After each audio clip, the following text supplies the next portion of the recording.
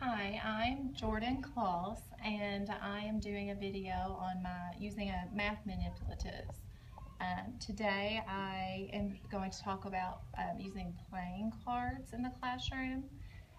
I love using these with my first graders. They enjoy using them in pairs or even just by themselves. It's really easy to use. First, you would need to take out all of the face cards, the kings, the jacks, the queens, the aces, and just use the number cards. You would need to have the students put them in a stack, and they could use this as adding or subtracting numbers.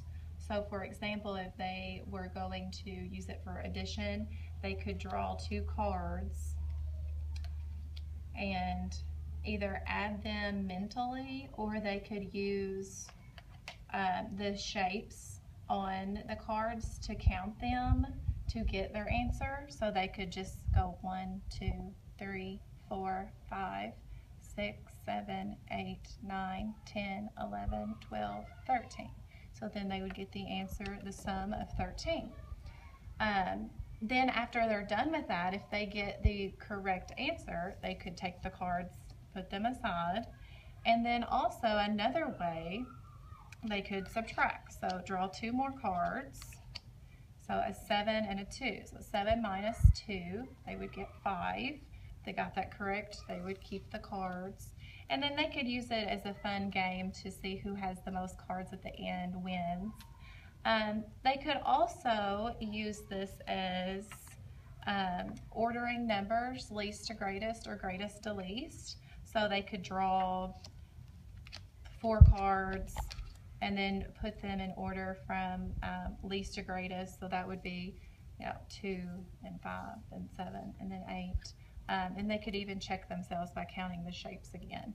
I am using this as the Common Core standard for operational and algebraic thinking.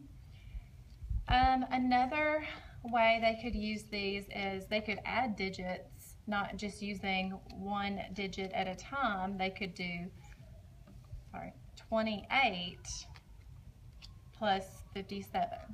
So it would make it a little more complicated. They could write this down on a piece of paper and work it out on the paper after they draw the numbers.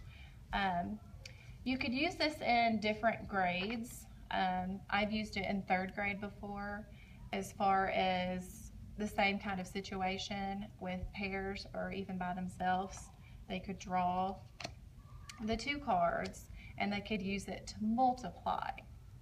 So they would multiply 5 times 8 is 40. So they could write this down on a piece of paper and work it out also. Let's see, they could, in 1st grade we used number bonds also.